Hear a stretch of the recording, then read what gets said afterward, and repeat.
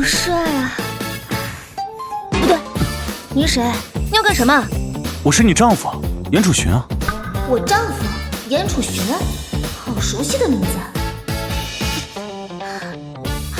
我这是穿书了，我竟然穿到了一本看过的古代小说里，成了未来的定南侯严楚寻的妻子。风儿、莲儿、红儿、一如，见过你们娘亲。这就是我丈夫从人贩子手里救下来的4个孩子，书中未来的4个超级大反派。娘亲好！快起来，快起来，快起来！在书中，这4个孩子未来权势滔天，就连这个看似柔弱天真的女孩，都成了祸乱后宫的一代妖妃。大儿子更是执掌3军兵马，造反称帝未遂。没想到小时候的他们这么可爱。从今往后，我就是你们娘亲了，还望你们不要嫌弃我笨手笨脚的。昨晚还那么抗拒的人，今天就能坦然地接受这后娘身份了？你们吃早饭了吗？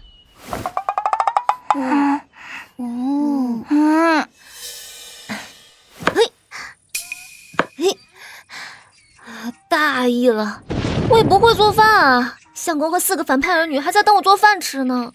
恭喜宿主绑定大反派养成系统，本系统致力于帮助宿主养成反派萌娃，成为最强妖后。系统，我获得了系统。不过帮我成为最强妖后是什么鬼？为了帮助宿主养成反派萌娃，先送宿主超新一作。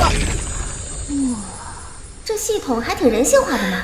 有了这超市，就不怕饿的孩子们了。哇！宿主每天可以免费选1次货品，付费可以多选货品。我身无分文，老公家有家徒4壁，哪有钱去多选货品啊？算了，我先看看有没有教人做饭的。啊，食谱大全！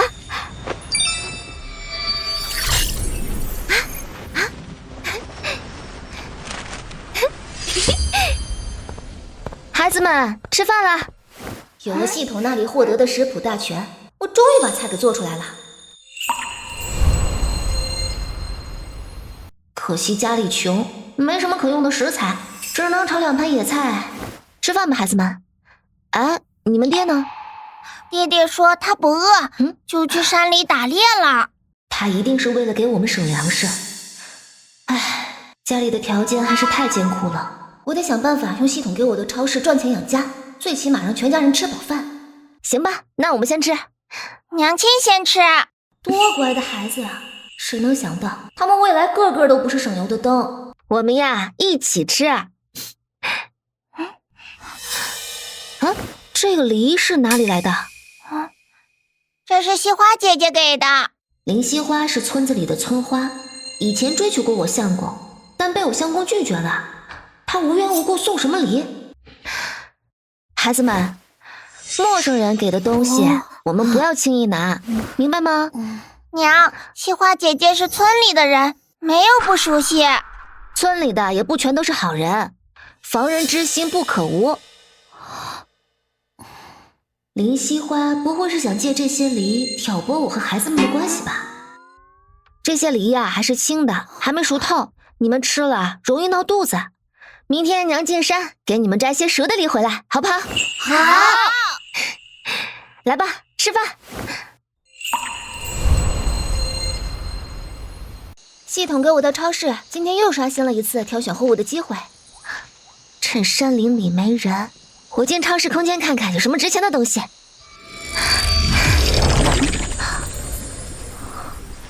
这些应该都是名贵药材，拿去卖应该能换不少钱。娘子，你的运气倒是好，在山上居然能摘到这样好品质的灵芝。相公，换了钱，你去买点油盐酱醋和做菜常用的调料，行不行？行。快抓偷牛贼啊！娘子，你在家里看着孩子们，我去看看。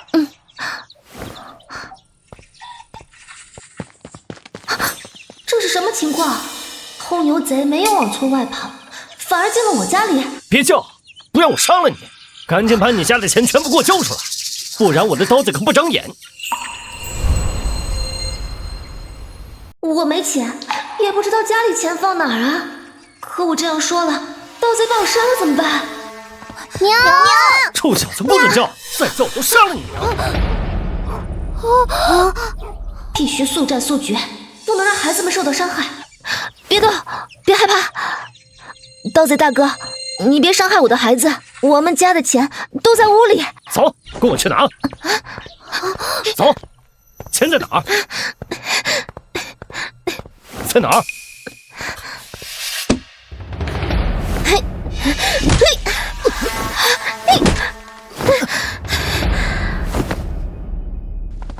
娘，怎么回事？爹爹，刚才娘亲好厉害，一下子就把坏人打趴了。对，他竟有这样的能耐。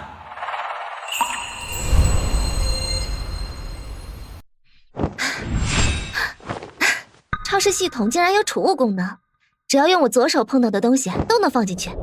正好今天又能进超市系统选货了。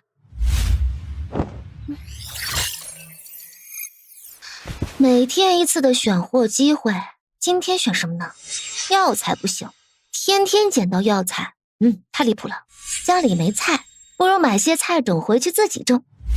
从超市系统拿出来的菜种，我该怎么拿出来？我得琢磨一个理由，不让相公怀疑。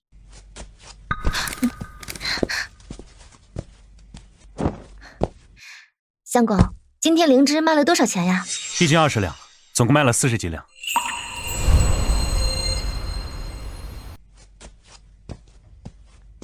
没有被坑吧？以前我也没买过东西，对这里的物价不是很了解。还行，我们这种小地方，再珍贵的东西也很难卖出高价，这个价钱算是很不错的了。对了，给我钱干什么？我想到获得菜种的理由了。留些在你身上吧，以备不时之需。相公，我没有去过县里，想去看看。好，等我空下来陪你一起去。我们俩要都去的话，崽子们就没人照料了。我待会儿跟着村里的人去就行，很快就回来。好。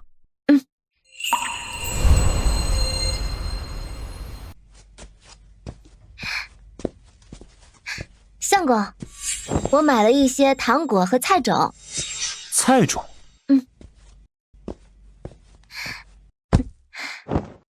这个是辣椒，这个是土豆，这个是红薯，在外面行商买的。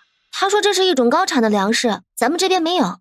买完这些，我的钱都花的差不多了。相公，你不会觉得我乱花钱吧？没有，娘子买菜种也是为了这个家，辛苦了。快坐吧。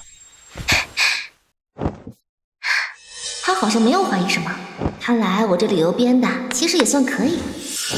我在路上碰到个大娘，跟她闲聊，她说你并非严家亲生的。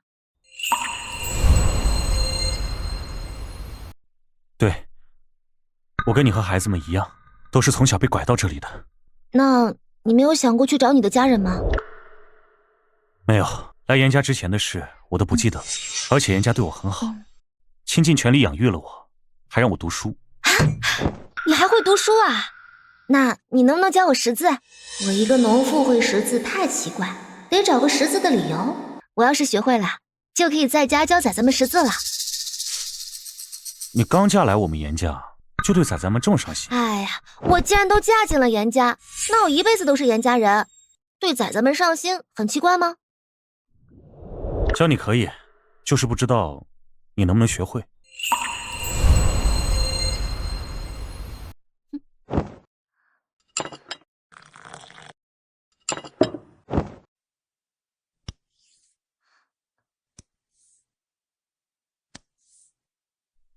这是你的名字，等你学会了，我再……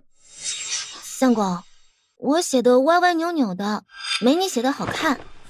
娘子，你才刚学，就能写成这样？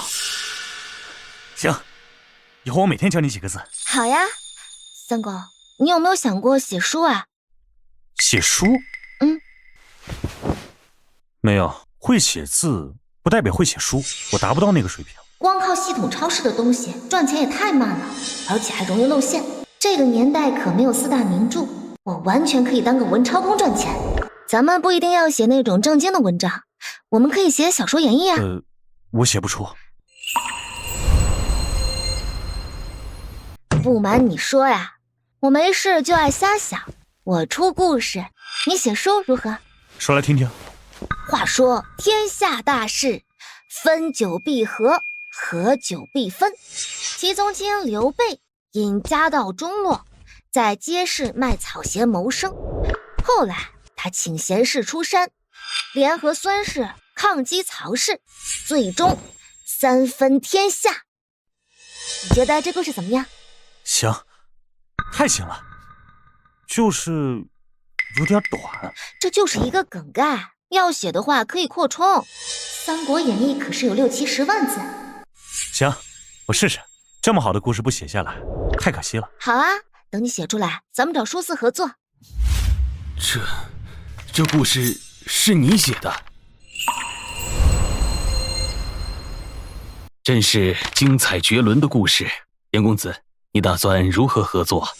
林东家，我们负责提供故事稿子，你们负责制作成册售卖，各分5成利，您看如何？我们书字承担了印刷、纸张、人工、场地、衙门审查和售卖，应该拿7成。书肆的付出自然不能忽略，但是写一本书，作者功劳最大，没有作者就没有这本书。所以我和林东家商议半天，最终还是按5-5分成，每月结一次钱。相公，你太棒了。对了，娘子，你买的菜种我都种下去了，有几样发芽了，有的没有，估计跟季节有关。倒是忘了这一茬，我得去超市系统看看有没有解决方案。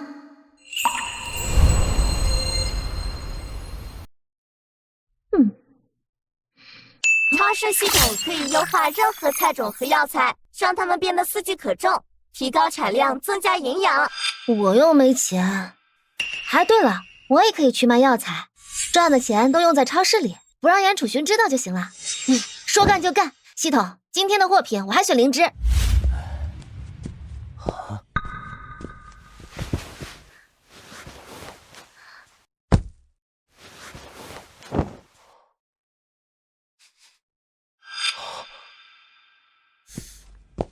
这灵芝可是上等品质灵芝，不过他一个村妇肯定认不出来。你这灵芝不过是下等品质，1斤8两，卖不卖？伙计，我这灵芝可是上等品质，少说20两1斤，你卖我8两，不会是想看我不识货吧？这农妇竟然有如此见识啊！姑娘，刚才是我看错了，你这灵芝确实是上等品质，1斤价格不止8两，但1斤价格最多18两。价格低了，不卖了。姑娘稍等，这价格我做不了主，我去把我们掌柜的请过来。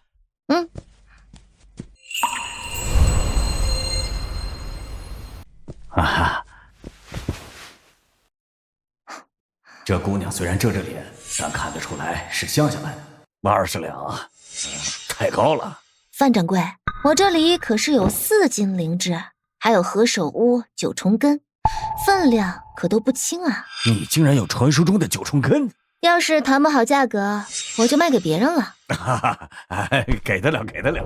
你这些如果都卖给我，灵芝我给你算20两1斤，这加一起能有400多两。400多两，发财了！一共卖了432两。想跟踪打劫我？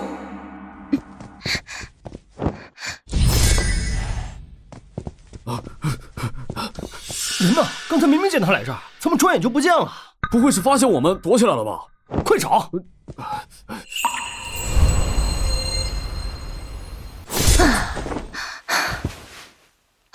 虽然我人在空间里，但外面的声音却可以听到。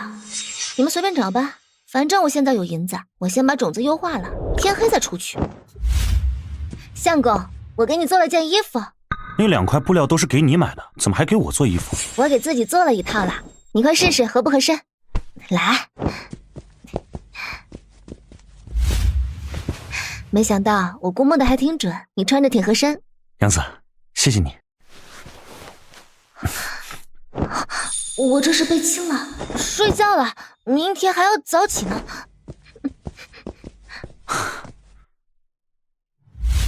娘，你种的西红柿结果了。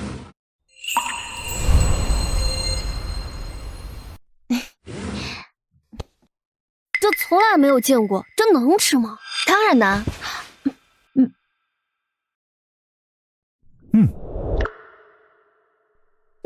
味道还不错。这西红柿啊，既能当水果，还能做成调味料，还能做成菜吃呢。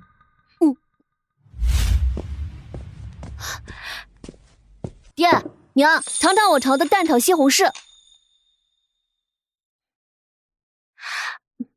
挺好。爹娘，如果以后你们不在家的话，你们也不用担心我们，我会炒菜，我会照顾好阿玲、阿红，还有易如，还要让咱家过上好日子呢。长大了。易如啊，娘给你做了一件新衣裳。谢谢娘。对了，你的哥哥们呢？哥哥们去河边玩了。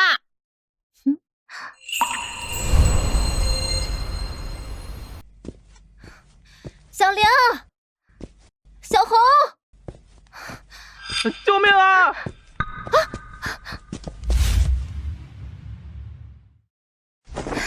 多谢严夫人救下犬子，这100两银票还请笑纳。不用不用，举手之劳。你若不收，我们可要一直欠着你恩情，心里过意不去啊。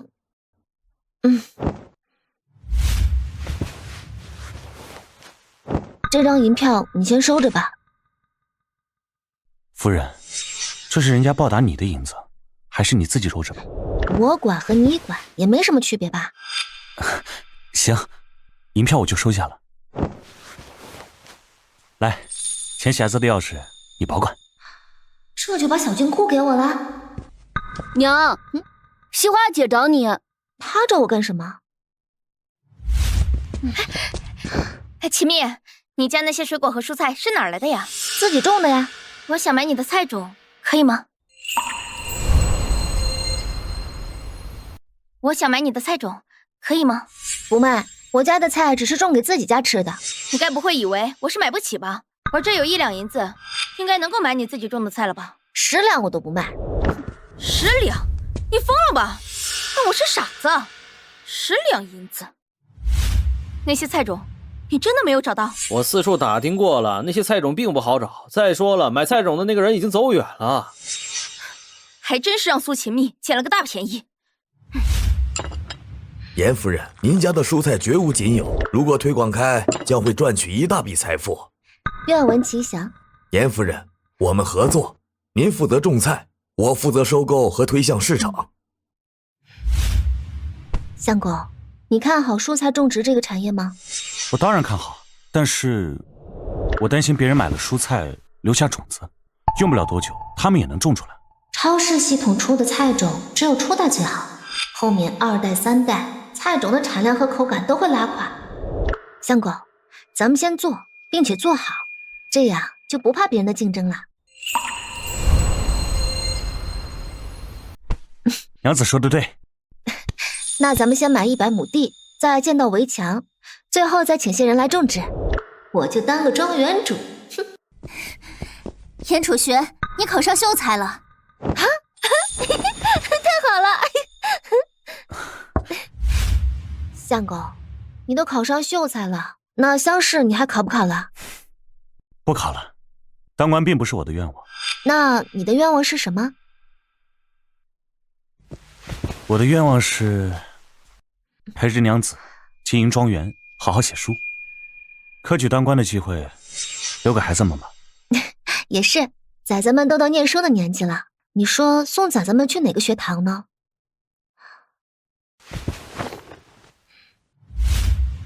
严凤，我肯定要去比你好的学堂，所以你选哪一个？王小胖，我们去石海学堂，全县最好的学堂。你想去更好的学堂？县里肯定没有了。学堂手续办好了，封闭式学习，每月有相应考核，连续4次考核不通过会被退学。啊，这么严格啊，好有压力啊！娘相信，只要你认真读书，一定会通过考核的。小说里，你将来可是成了国师那样的大人物，怎么说也不可能是个学渣吧？我会努力的。娘，我也想去学堂。可这里的学堂都有明文规定，女子不能入学。娘，我有一计，能让妹妹跟我们一块儿去学堂。什么？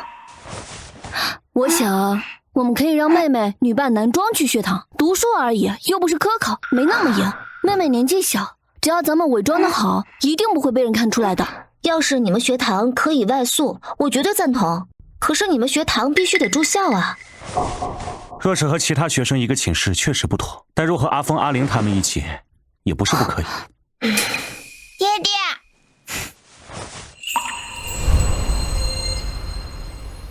苏浅蜜，你这来送那几个崽崽来学堂？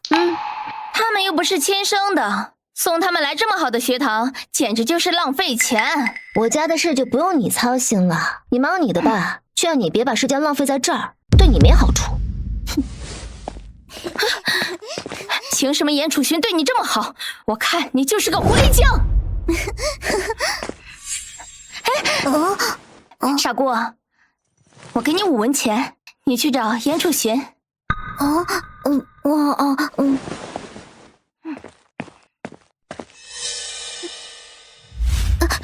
严楚玄，我告诉你个可怕的消息，我亲眼看见你媳妇儿是狐狸精，她是妖精。谁让你跟我说这个的？没人让，你不害怕吗？这事不管是真的假的，你记住，别跟人造谣，否则割了你的舌头。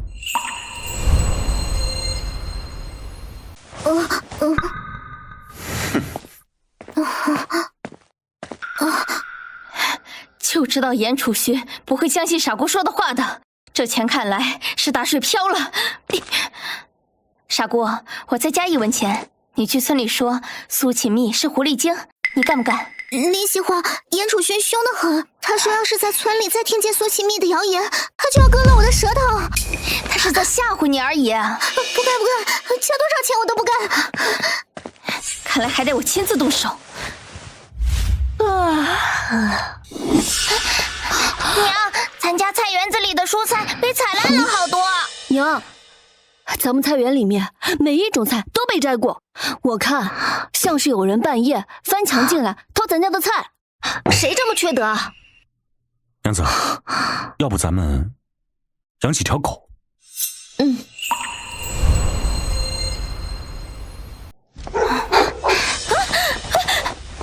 一条狗也敢这么嚣张，看我教训你！苏启密，管好你的狗，否则哪天被人打死了，可怪不得别人。哼！长毛，别伤人，回来听话，走吧。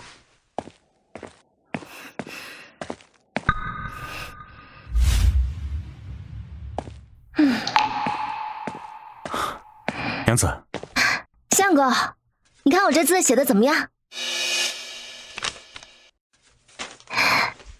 娘子，你什么时候把字练得这么漂亮了？我偷偷练的。但是我买的纸好像都没怎么少。我没有用你的纸，用的是超市系统里白嫖的纸，都堆积如山了。我就是拿着棍子，学着你的样子偷偷练的。这样就能练出这样的水准？跟你比还差远了。这是两回事，我练字都好多年了。那我跟自己比。相公，我想养只猫。你想养，那去养。从苏启密那里偷的蔬菜，没有一种成熟结子的，没有一个能种的。那怎么办？松儿，你找些面生的人，去跟苏启密买一些结子的蔬菜。行。这位朋友，我家种的蔬菜不是很多，暂时不打算零卖，还望见谅。去了3个人，1个也没成。赚钱的机会他都不要，继续派人滋扰恶心他。大哥，抱歉，我们家牌子写的很清楚，我家蔬菜不卖。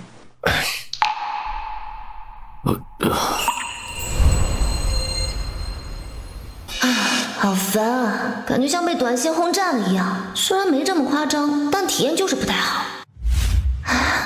相公，你说咱们该怎么办啊？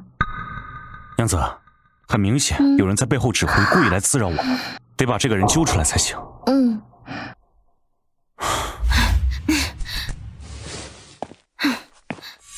楚轩哥哥，好巧啊！林惜花，我今天来找你，是想给你一个警告，你再找人去滋扰我们家，我会让你付出代价的。楚轩哥哥，你在说什么呀？我听不明白。你嘴上可以不认，但心里对于我说的话有个数就好。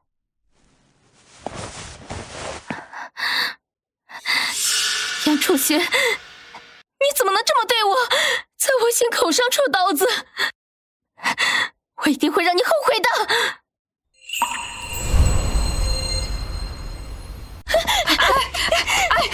让我死了吧，我不活了！快把剪刀放下来呀！哎呀，我不活了！林惜花说严楚勋非礼她，在村里闹得很厉害呢。林惜花肯定在泼脏水，严楚勋怎么可能做这种事？我跟你去看看。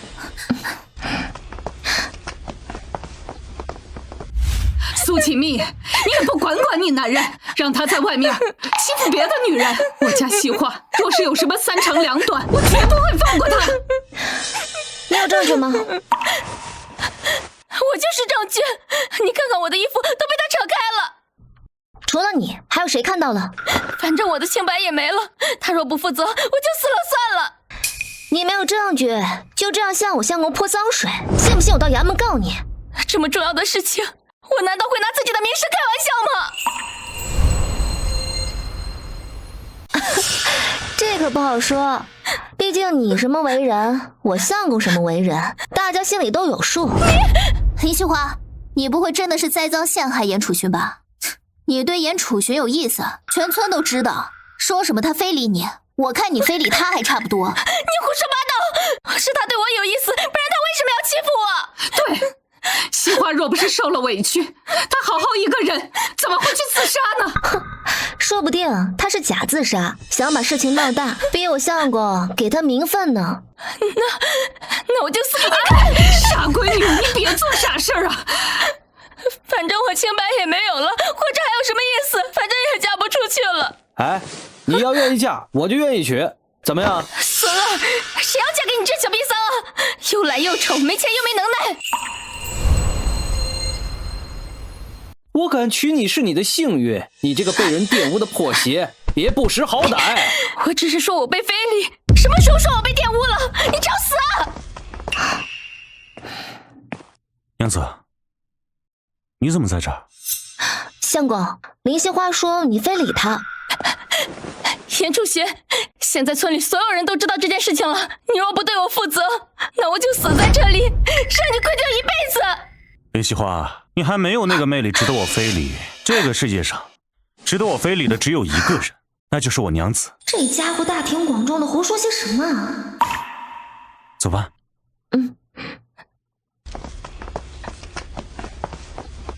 严楚勋，我一定会让你后悔的。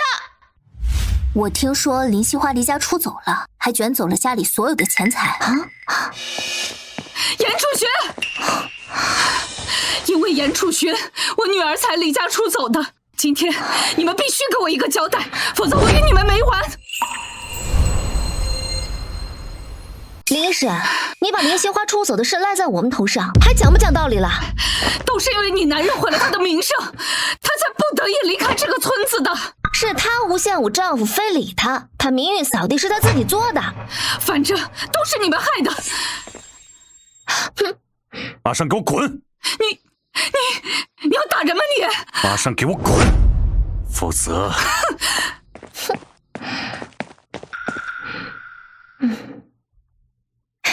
相公，幸好你回来了，要不然我不知道拿他怎么办。我吵半天都没把人吵走，严楚勋一回来就把人吓跑了，这威慑力简直杠杠的。娘子，让你受委屈了。苏秦蜜，擦桌子呢。找我有事啊？也没什么事儿，就是回来了，过来转转。我在忙着打扫院子，你自己转吧。村里其他人看见我穿金戴银，都大吃一惊，他怎么这么平静？苏秦蜜，你最近的日子过得好吗？当然好了，再怎么好也是乡下，你要是在县城里过过日子，就不会觉得这日子好了。这个时代别说县城，哪怕京城的生活跟现代也没法比。我说这么多，苏秦蜜一点反应都没有，好像根本没在听，好窝火。娘子，哎，我把今晚要做的几样菜给摘好了。楚玄哥哥，你摘了什么呀？娘子，你去休息吧，我来。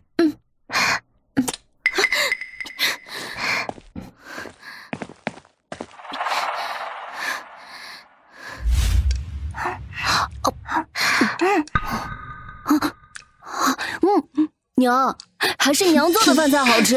娘，你做的饭菜，比学堂里的饭还好吃。学堂又没有咱家的蔬菜，等过几个月就会有啦。真的？咱家庄园里的蔬菜成熟后，会卖一些给石海学堂。对了，你们学堂的课业考核怎么样？听说严家那4个孩子读书都很厉害，4次考核全都通过了。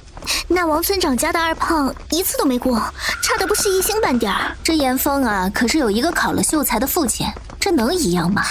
又不是亲生的。不过严家家风本来就好，你看苏秦蜜嫁过去几个月，气质都变了。是啊。娘子，咱们什么时候生个自己的崽崽啊？不生，自己的命运都还没确定，这生了孩子，万一把孩子牵连了怎么办？哎呀，生一个嘛，生吧。不要，就一个，就一个。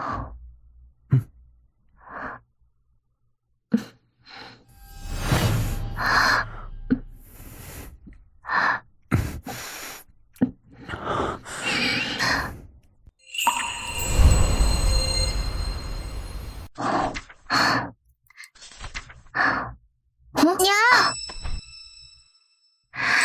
阿玲，你怎么会有这本医书？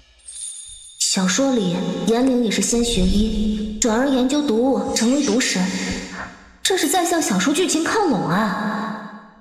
娘，这本书是岳大夫送我的，我只课余看，从不课上看。当然，我也没耽误学习。这书看看没有问题，只是为何这书上写的都是关于一些整蛊人的？这事得提一提，省得这小子悄无声息的长歪了。我只是想学些防身的本事。无意识就这么写了。出发点是好的，不过你要记得，无论如何都不能伤人或是害人，知道吗？孩儿知道。这书看着不错，学学也挺好的，以后行医治病也挺好的。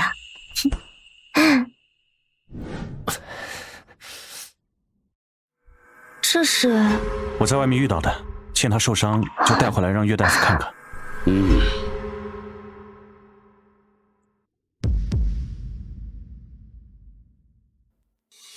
伤得很严重，你这伤口需要缝合。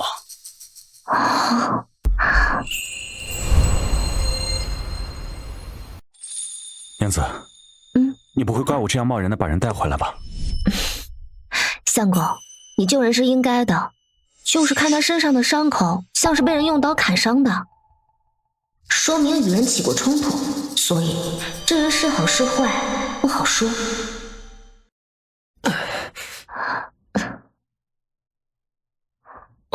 我叫苏仁健。这个名字有点印象，也是原小说里的角色。因为遭到了暗算才受点伤，你们若是怕惹事儿，我现在就可以走。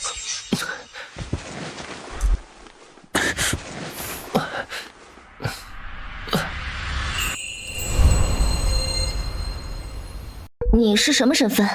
我就是个普通的士兵。伤得这么重，先在这养伤吧，养好了再走。我去给你弄点吃的。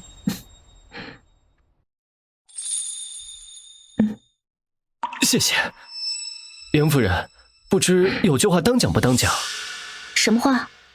严夫人，你跟我大伯娘有7分相似，只要不是10分相似，那就不奇怪了。这天下之大，长得像的人多了。这倒也是。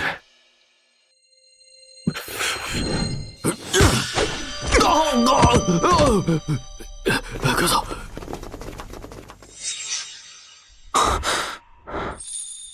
严楚玄，你身手还不错嘛。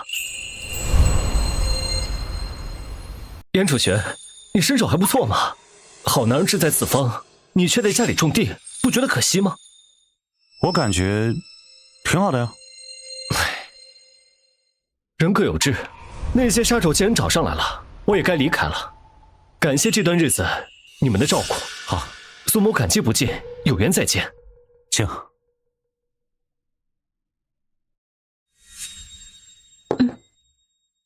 他真的只是个普通士兵？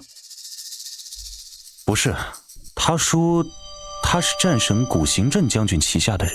他跟你说这个，不会是想劝你从军追随战神吧？小说里提过古行镇，但他在故事开始前就挂了，根本没出场过。苏先生想让我从军，估计是觉得我留在村里过得太舒坦了吧。他是看你也有本事，应该做大事，天天宅在家里浪费人才。怎么，娘子也感觉我留在家里浪费？那可不是，你也是个秀才，不想科考，只想安逸的过个小日子，太没出息了。为了能天天陪在娘子身边，哪怕是没出息，我也愿意。啊，是我害你没出息的吗？这锅我可不背啊！严楚玄，咱们一样的土地，一样的亩数。对呀，为什么你家地的产量比我们多了好几倍啊？我也只不过是正常种植，哪有什么秘密啊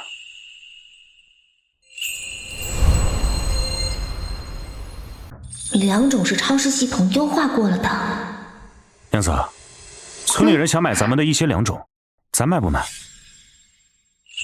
相公，可以卖。要是不卖，村民们就会觉得我们有什么不可说的秘密。好。严家的这些2种看着和普通的稻谷种子一样，可能是秦蜜的运气好吧。这倒也是，自从苏秦蜜嫁到严家之后，严家的福气就上来了，又是开庄园，又有钱供几个崽崽读书。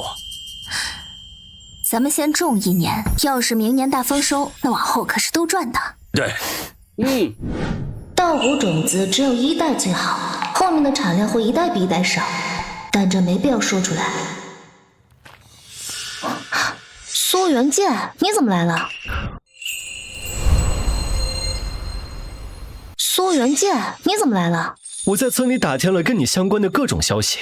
所以呢？如果消息无误的话，你应该是我那个走失的堂妹。我堂妹3岁走失，已经18年了，你也被收养了18年，今年也21岁吧？没错，但是有没有可能是巧合啊？我们怎么知道你说的是真的？我骗你们干什么？你们家虽然在村里还算富裕，但跟我们家比差远了。我没事乱认什么亲戚。你不是个小兵吗？我若只是普通的小兵，又怎么能推荐楚群来战神身边做事？不管你们怎么怀疑，我敢肯定你就是我堂妹。无论你说的是真是假，我对找回自己的身世并无兴趣。不感兴趣？你就不想知道自己是从何而来，家在哪里，父母是谁吗？不想。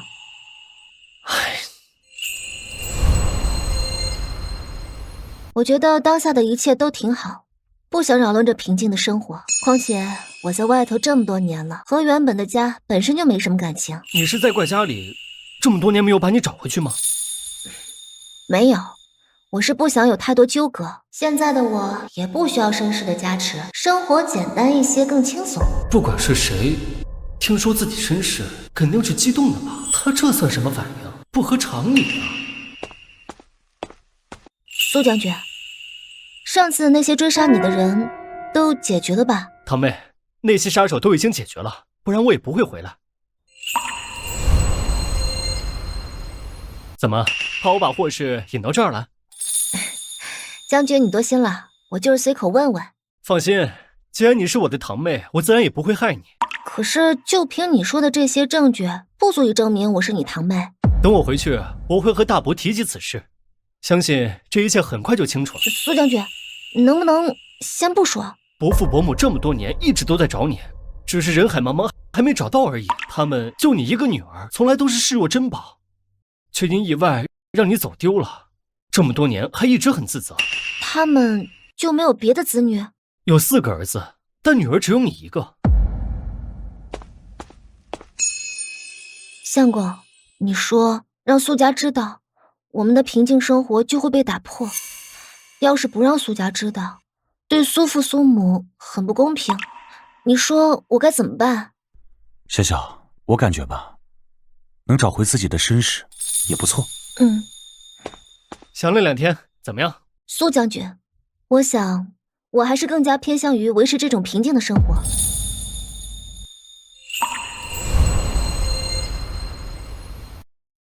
阿红，我给你包扎包扎。二哥，一点小伤而已，任何的伤都不能小看，有时候就那么一丁点小伤，还稍不注意就能要人命的。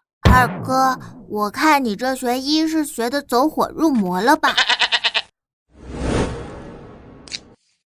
我看阿峰还行，阿玲醉心医术，阿红痴心于雕刻。你说他们俩以后能考个童生或秀才吗？这个不好说，下个月县试，让他们下场试试。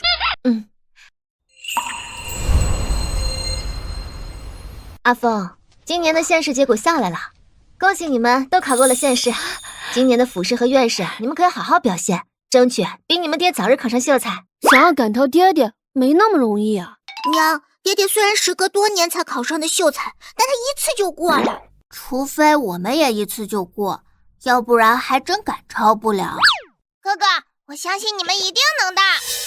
省城传来消息，院士暂时不让考了。出什么事了？边境蛮人进犯，入境之后烧杀抢掠，听说局势挺严峻的，学堂暂时停课。你们几个最近不要去学堂了，在家学习。前面严秀才，我们打算去隔壁省躲躲，你们呢？我们走了，庄园该怎么办？就是，你们家这么富裕，敌人一来肯定先抢你们的。战神古行阵那么厉害，他应该能稳住局势吧？有人说他中了敌军的毒箭后失踪了。娘，爹，苏元建将军来了。这个时候他不在战场，来这做什么？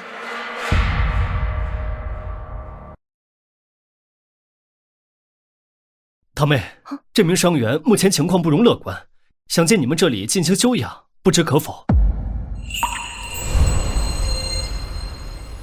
他的脸色怎么这么黑？中毒了？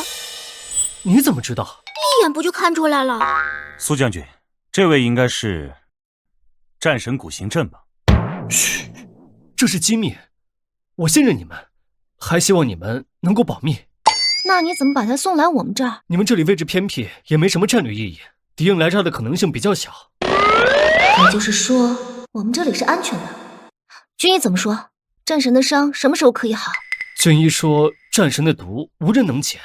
那战神死在这儿，我们岂不是成千古罪人了？堂妹，军医说战神不一定会死，运气好的话，这毒可以自行消解。那你的意思是，只能看奇迹了？娘，战神的毒我可以解。你这么小会医术？他之前帮县里人治过病，还救过濒死之人。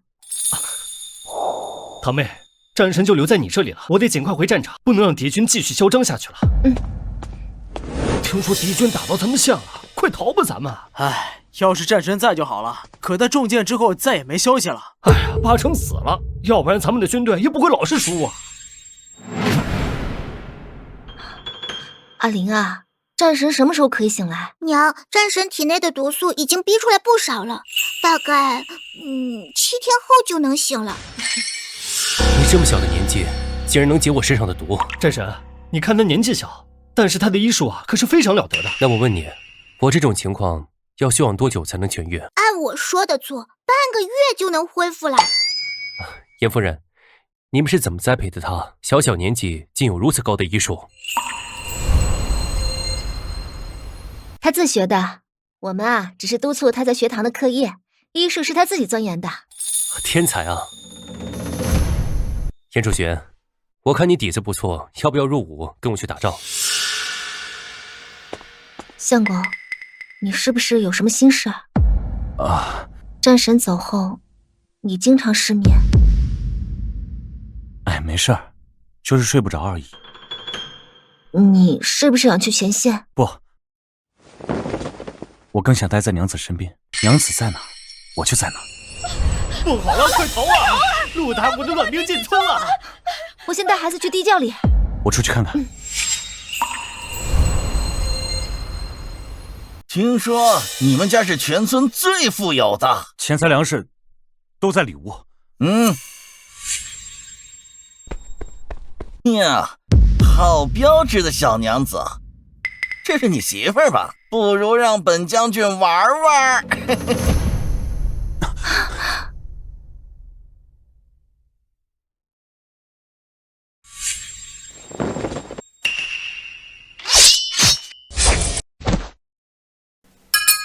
娘子，我们去山里。你躲起来，我把他们引走。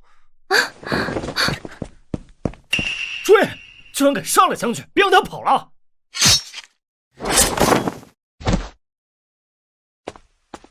程将军，多谢相救。严夫人客气了，我只是奉苏将军的命令保护你们。不过我们现在也得走了。陆达国绕开了西域防线，直袭苍云县，我们得去支援县城。好，娘，你回来了。娘，我还以为你被坏人发现了呢。爹爹呢？爹爹啊，去县城打坏人了。苏家小姑娘，先带他们过去玩。你们没事，这真是太好了。昨晚见你们被乱兵追进山林，我们还以为你们出什么事了。谢谢村长关心。眼下村里情况怎么样了？村民的粮食和钱财都被洗劫一空了，现在呀，只能靠进山挖野菜充饥度日了。唉，这时节山里哪有野菜让我们挖呀？不然还能怎么办呢？这种时候，我们家得和村民们共进退。村长，我家库房还有些粮食，我想拿出来给村民分了。那你们怎么办呀？我们家留一点，剩下的给村民1人50斤。可是全村这么多人，这总的加起来，这可不是一笔小数目呀。这严家呀，真是大方。那是，我可没那么大方，这么多粮食自己留着吃不行吗？还非得拿出来。人家雪中送炭，大家一定要懂得感恩呐。人家送咱们粮食是情分，不是义务。严夫人，好人有好报，你们一定会幸运的。娘，外面来了个老头，说要找你。严夫人，在下卢天基，师承神医谷，战神派我来教严灵一些医学知识。阿玲，拜见师傅。不敢，我只是在行医经验方面可能比严小公子丰富一点，论医术之道不一定比他高。那战神中的毒，我就解不了。陆达国的大军向北进发了，我们兵分3路去。斥候来报，陆达国名将数名带5000军队绕过陵水，朝围城去了。那条线路不是经过苍云县吗？所有村民听令，家中所有粮食、牲畜全部交到树将军这里，违令者杀。怎么看这些敌军都不爽，真想给他们锅里下点毒，但怎么接近锅呢？您尝尝。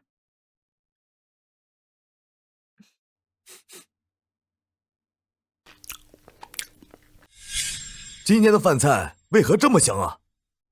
回树将军，属下在一户农家搜到些酱料，说是加在锅里能让菜更美味。还真是好吃，没想到这么偏僻的山村里竟有这样的好东西啊！那属下去做点，给您属下分一分。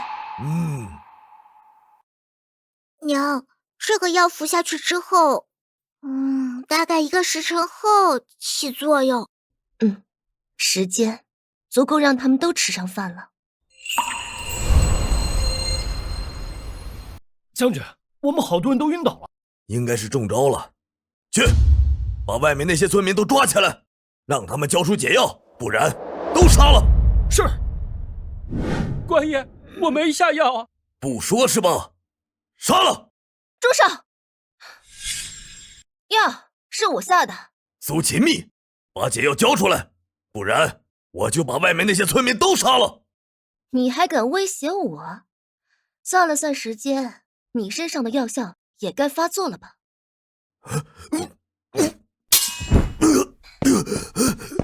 你别乱来，赶快放了我们将军！你们先把村民放了，我就放了他。别管本将军，绝不能放过外面那些村民。将军，想用本将军威胁我的部下们，做梦！自杀了？赶快把解药交出来，否则你们全得给舒将军赔命。这些敌军现在跟我有血仇，交出解药，我和村民们必死无疑。该怎么办才好？我这里有1瓶解药，但是你们这么多人，肯定是不够分的。赶快拿过来！王景，快去叫人把陆达国的敌人全部绑起来。好。秦密，这些敌军足足有几千人呢，这该怎么处置呀？大家先各自把粮食搬回去。这些人……不好了，外面又有军队进来了。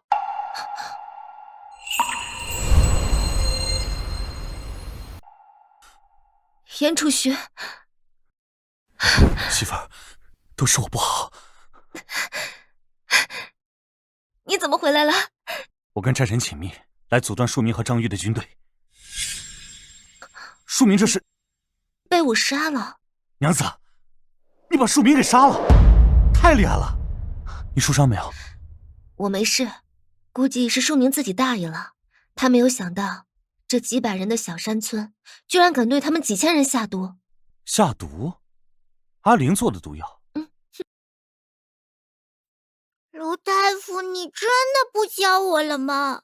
我研究了50多年知识，区5个月时间都被你吃透了。该学的你已经学会了，也通过我的考核了。我再留下来也没什么意义了。相公，你这次回来待多久呀？3、5天吧。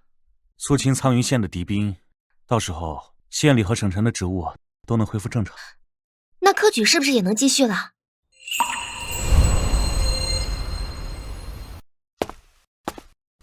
阿峰，最近学习怎么样啊？娘，书里的东西我可都吃透了，这次的院试我肯定能拿秀才。娘，我最近一直在做药丸，书没怎么看，院士估计要陪跑了。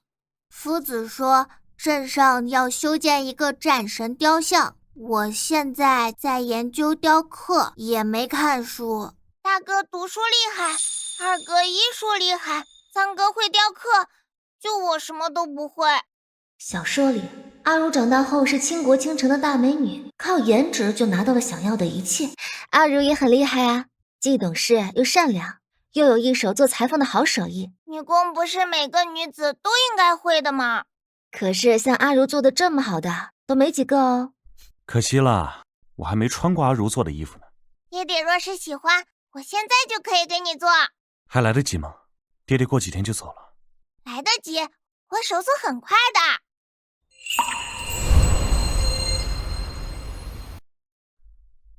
娘子，你把孩子们教得挺出色啊。那是他们本身天赋就好。你也很有天赋，自己摸索都这么厉害。娘子，你是不是藏了什么秘密啊？阿玲的医术是她自己学的，没有靠任何人，不也学了一手好医术？也是。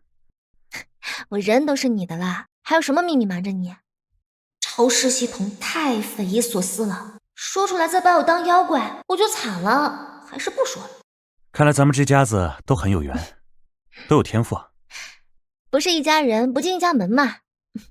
对了，苏元建现在怎么样了？他在追击东路的敌军。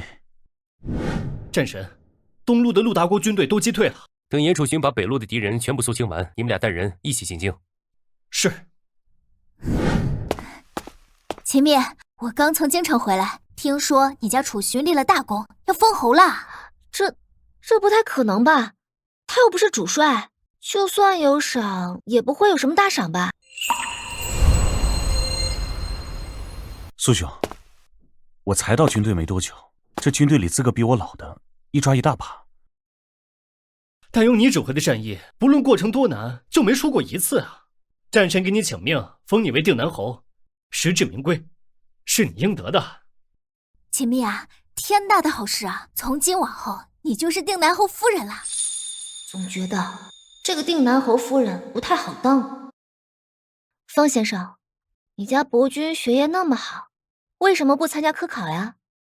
哎呀，朝中有规定，从商者不得科举，若要走仕途，就得放弃家业。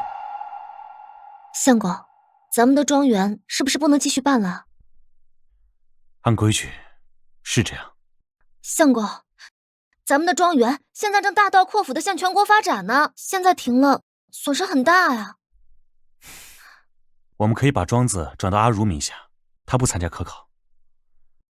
不过以后官府对庄园的账目会严加审核和监管，但我们不做违法的事情，查也没关系。好麻烦啊，都不想当这个定南侯夫人了。对了，娘子，咱们的府邸赏赐下来了。定南侯府吗？对，在京城南城，我去看了，还挺大的，都快赶上咱们半个县城了。等这边的事情处理完了，我们搬过去吧。京城啊，那里可是各种是非的风暴中心。怎么了，娘子？你不想搬过去吗？相公，京城虽好，但我在苍云县生活了20多年，真要离开，有点不舍。那我把官辞了。你真舍得？只要能和你在一起，没什么舍不得的。得了吧，你现在的位置是拼了多少年才得来的，怎么可能因此不要？行啊，等崽子们考完试，咱们举家进京。这严家呀，可是要发达了。他们家的3个小子全考上了举人，太了不起了。秦密这人真是厉害，随便捡来的孩子，竟然个个都养得这么厉害。是啊，一家3个举人，对于咱们县来说，这100年来可是头一遭啊。我乡试考了第1名，可娘为什么看不出高兴，反而一脸严肃？难道是因为我和3弟的成绩不好？阿峰、阿林、阿红，这趟进京，你们就要去参加会试。娘不担心你们考不过，但是会试之后就是殿试，所有人一生之中只有1次殿试的机会。娘，我明天考试之前一定努力温书。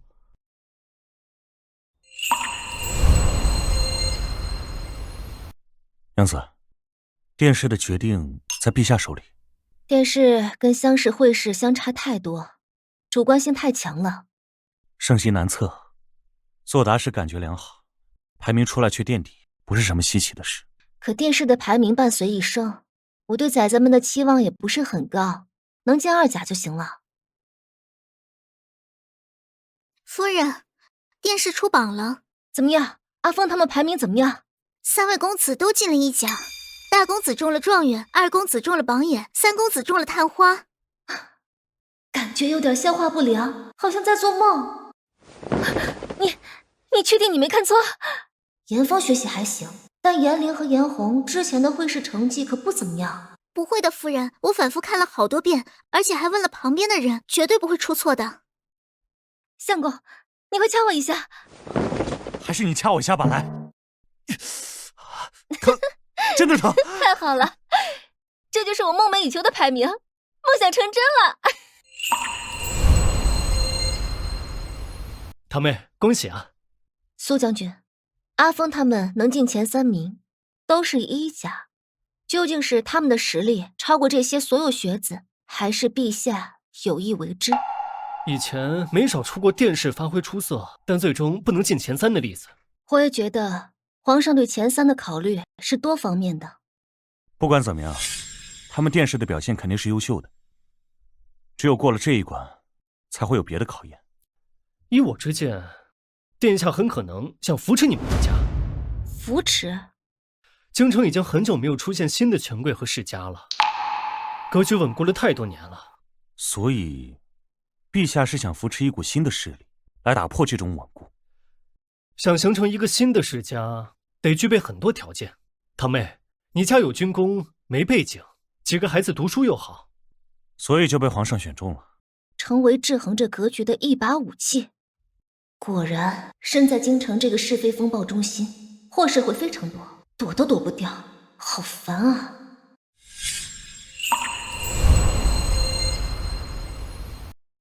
娘，殿试考完了，我得回苍云县继续战神雕像的雕刻项目了。你不是进了3甲吗？朝廷肯定会给你分配官职的。我已经推掉了。那你回去吧。堂妹，你打算什么时候认回苏家？苏家是干嘛的？你爹是前国公，我爹是户部侍郎，咱大姑是皇后，太子和二皇子也都是你的亲表弟。总的来说，咱家是皇室后族。这来头还挺大。小说里，前国公府因为参与夺嫡，失败后被抄家了。那堂哥，你有和前国公说过我吗？目前还没说，不然他早就过来找你了。那就好，先别说。你以前说不想打破你在村里的平静生活，可如今你已经是定南侯夫人了，为何不认亲？突然冒出个亲戚，我难以适应。这事儿你知道好久了。你知道的，我适应这些比较慢。认亲回去后也能慢慢适应，你可别忘了，他们可都是你的亲生父母。可认祖归宗的风险好大。如今你都在京城了，迟早会见到他们，他们肯定也能一眼认出你。但这么多年过去了，他们不再年轻，留给你消化的时间不多了。好，我有时间去拜访一下国公和国公夫人。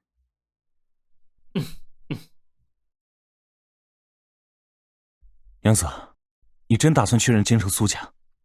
事情都到了这一步，不相认也不行啊。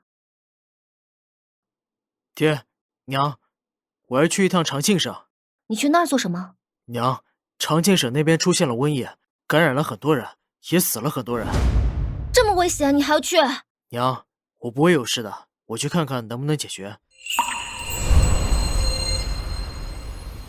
相公，我又梦到阿林染了病疾，他都去了1个月，都没有好消息传过来。你说他能解决这件事吗？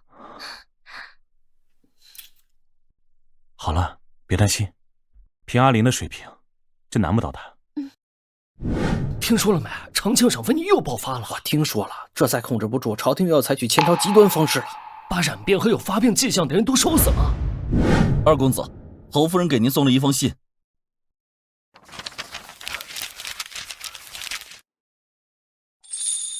是治疗瘟疫的方子。陛下，臣夜观天象，中平省可能出现极大的洪涝灾害，望陛下提前做准备。事关重大，若你预测不准，朕可是要治你罪的。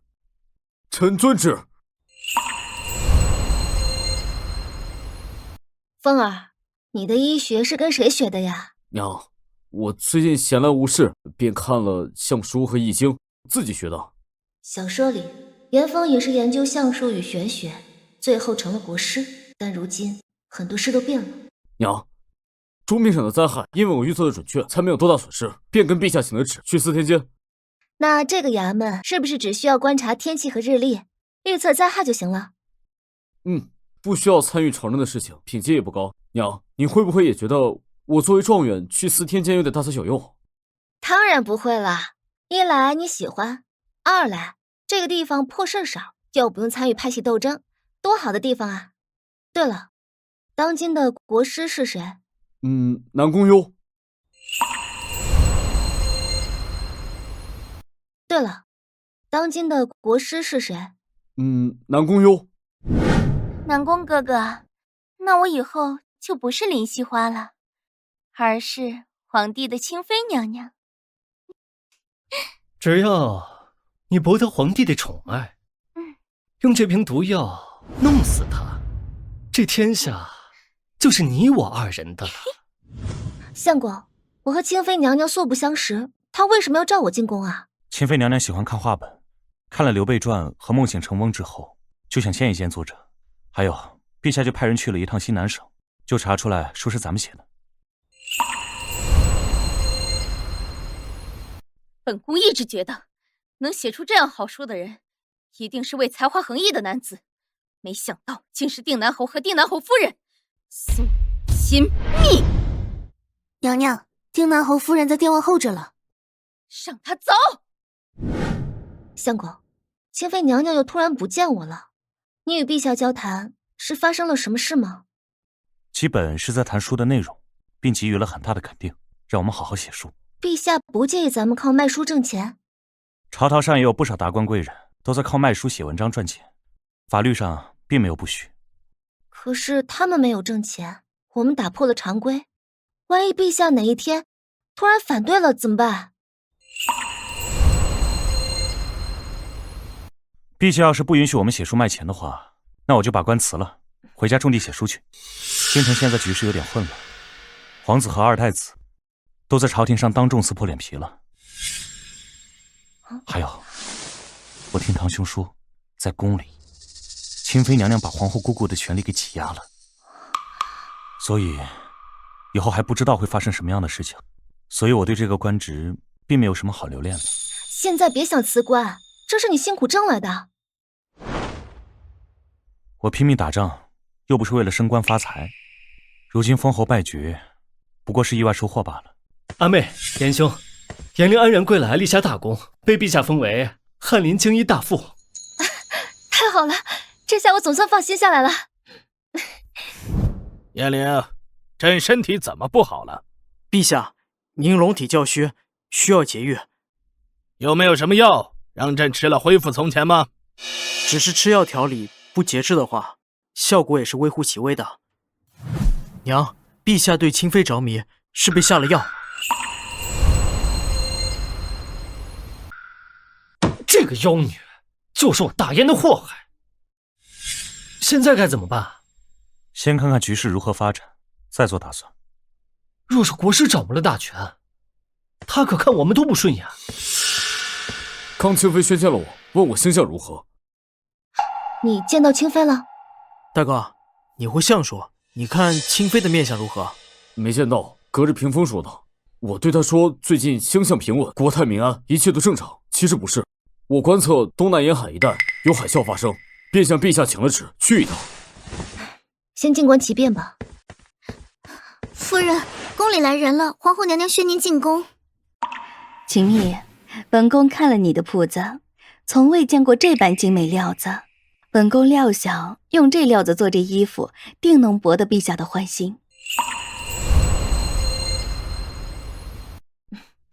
皇后谬赞了。本宫想找你定制一批料子，本宫要做天下最好的。娘娘，奴婢在寻觅成衣铺蹲了半个月都没能抢到面料。那些料子精美，做出的衣服陛下喜欢的紧，我们必须要抢到手。唉，每天都有一大堆人等着买，不仅有百姓，还有很多贵族夫人和小姐。阿妹，你那铺子就不能多织点布料吗？那些布料只有阿如能织，她就一个人，又没有三头六臂，一个人能织多少？那就不能多请点人织布吗？我想请，但是没办法。为什么？我曾经请过一批人，让阿如培训他们，阿如也倾囊相授了。一样的方法，一样的工具，但是织出来的布料就是没有阿如的好。为什么会这样呢？我想，那种顶级的布料只有阿如能织吧。哦，小说里阿如是第一女反派，虽然现在没有参与原本的故事，但可能也存在光环。如今那京城有钱的大户都盯着你的铺子呢，抢破头要买布料，你打算怎么办？哥，我开这间铺子是为了让阿如有自己喜欢做的事情，她织多少就卖多少，该玩玩，该休息休息，其他的不重要。哎，等等！你们是谁？想干什么？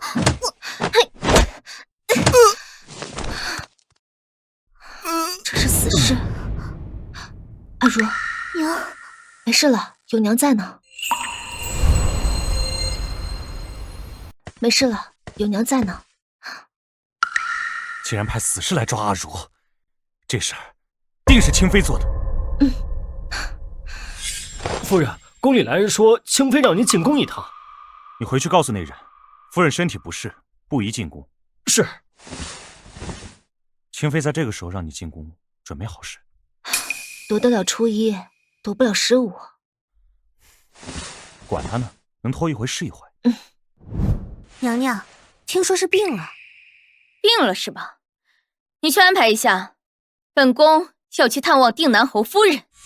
是。臣妾见过清妃娘娘。免礼，严夫人这是哪里不适啊？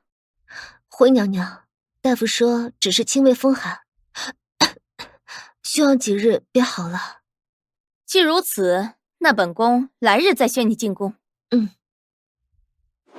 相公，我好像被清妃盯上了。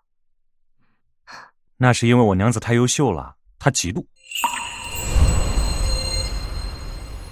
哎呀，再优秀也不关她的事，她要盯也该是盯皇后或者其他嫔妃。说到妃子，我听闻有个妃子好像最近死了。我听说死得很凄美，远看像一幅画一样，近看才显得又恐怖又诡异。那凶手找到了吗？没有，查了几天，陛下忽然下旨不让查了。后宫真是个复杂的地方，稍有不慎就万劫不复了。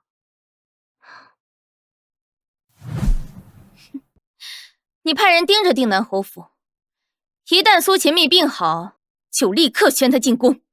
是。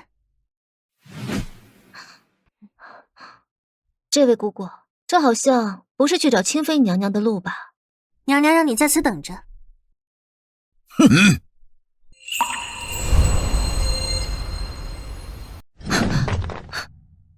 还以为清妃要给我制造点麻烦，没想到竟然想直接要我的命。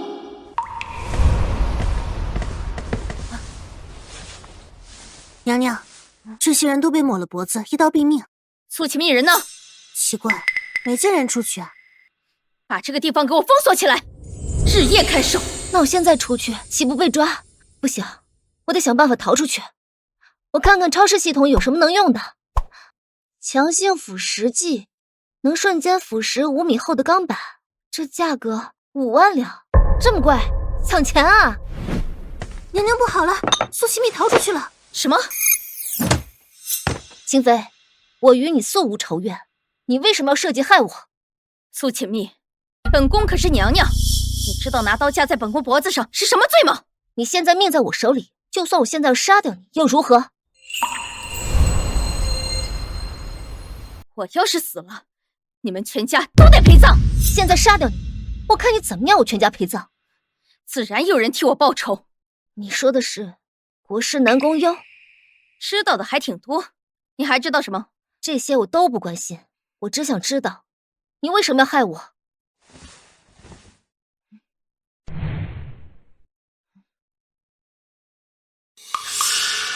林惜花，清妃竟然是你！苏秦密，对于本宫来说，你一直都是碍眼的人。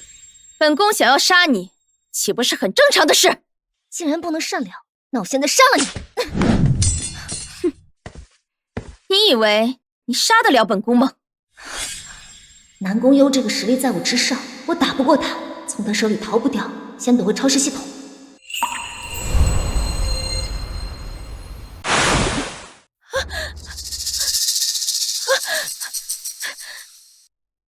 苏秦密身上有神物，这么好的东西，为什么我没有？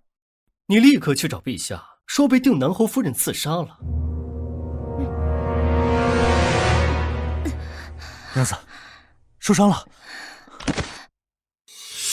爹，外面来了很多禁卫军，还拿着圣旨，说要捉拿娘亲。你先给你娘疗伤，我去牵制住他们。徐大人，你怎么来了？侯爷，您夫人刺杀清妃，陛下让我来捉拿她。我夫人一个弱女子，平日里足不出户，怎么可能刺杀清妃娘娘？娘娘和她身边的宫人都亲眼看到。当着那么多人的面刺杀清妃娘娘，也不符合常理逻辑吧？真相如何，不在我的考虑范围之内。我奉旨行事，还望侯爷不要为难我。我夫人不在府内。那她在哪？今日上午，一位公公过来，需让我夫人进宫面见清妃娘娘，之后就再没回来过。我怀疑我夫人进宫途中被人调包了，有人易容她的样子，刺杀清妃娘娘。这话你还是留给皇上说吧。你再不交人，我只能搜府了。那你搜吧。真不在府上？我夫人真不在府上。侯爷，例行公事，还望见谅。请。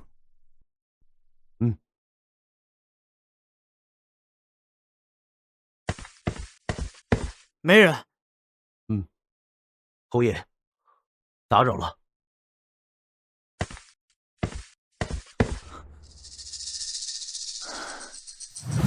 我进宫跟陛下讲了，是有人冒充我妻子刺杀清妃。他们哪有能力刺杀清妃啊？又有什么理由刺杀她？这事太不荒谬了。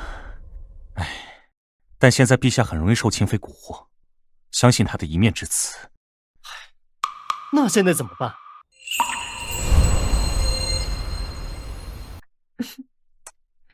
娘子，你听我的，你去郊外的山庄住几天，我每天都大张旗鼓的派人找你，装作你被绑架了。过几天再叫你回来，借着悠悠之口洗清你的罪名。娘娘，陛下下旨说丁南侯夫人无罪了。我好不容易设的局，又让他给跑掉了，我是不会放弃的。现在最重要的事情是迷惑皇上。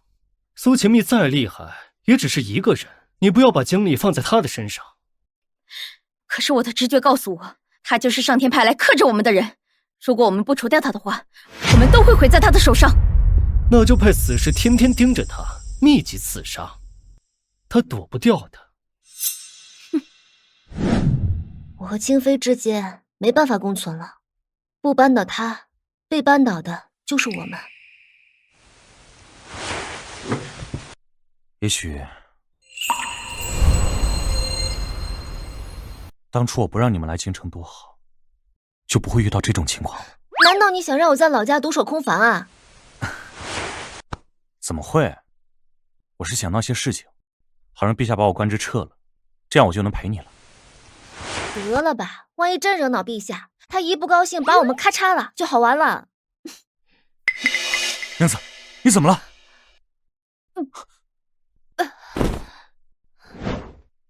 娘，你这是有喜了？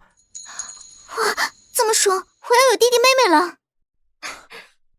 娘子，我又要当爹了。嘘。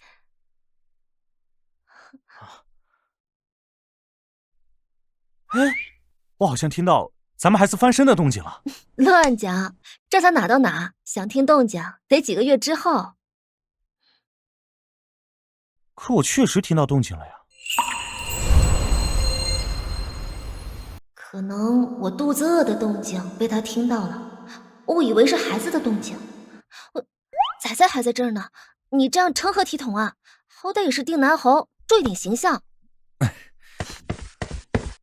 爷夫人不好了，东厢房失火了，大公子和三公子不见了。啊！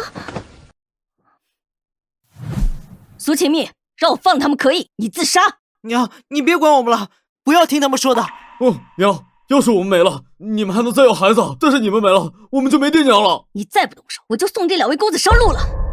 狗东西，竟然拿阿峰和阿玲威胁我，我让你们尝尝毒针的厉害。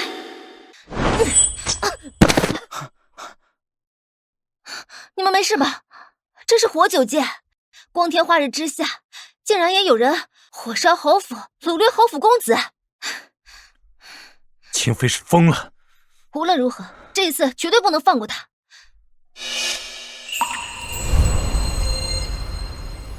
清妃，我派杀手过去是为了暗中刺杀，而你这动静似乎有点大了。这个苏秦命怎么这么大，怎么都除不掉的。南宫哥哥，动静弄得大一点，才好让他掂量掂量，以后该站在哪一边吗？多亏清妃发疯，如今战南侯、战神以及多半的武将以及文臣都站在了本宫这边。是的，皇后娘娘，没有人愿意跟毫无理智的人合作。不过，我那侄女到底是如何得罪了清妃？本宫身为清妃最大的敌人和阻碍，一年刺杀我5、6次已经算多的了。半年的时间，她已经刺杀了她70、80次了吧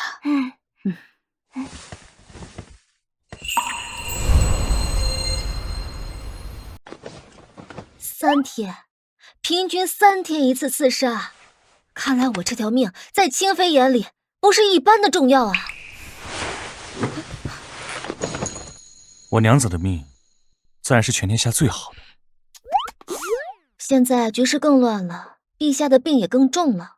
要不是清妃作梗，阿玲完全可以治好皇上。南宫哥哥，陛下立遗诏的话，会传位给六皇子吗？六皇子好拿捏，到时候找个理由废了他，这江山也只是我们的了。至于太子和二皇子，把他们赶去封地，路上随便制造点意外，把他们除掉，其他人翻不起什么浪花了。清妃若是篡改遗诏，将来是怎样一个局面啊，就很难说了。那太子和二皇子有什么对策吗？太子和二皇子已经在谋划兵变了。这也是没办法的办法了。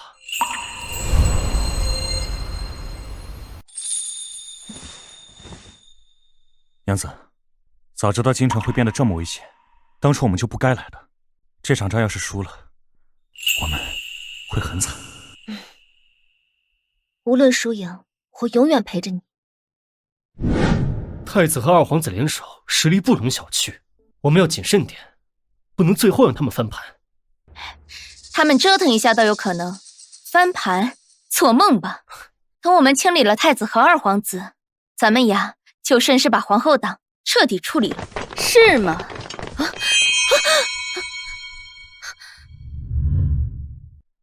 清妃和南宫优被关入大牢了，不日出斩。总算可以清闲点了。是啊，等太子登基后，我就打算退下来，在郊外搞一个庄园。我跟你啊，一起一生写书种田，还有几个孩子，你觉得怎么样？都答应你。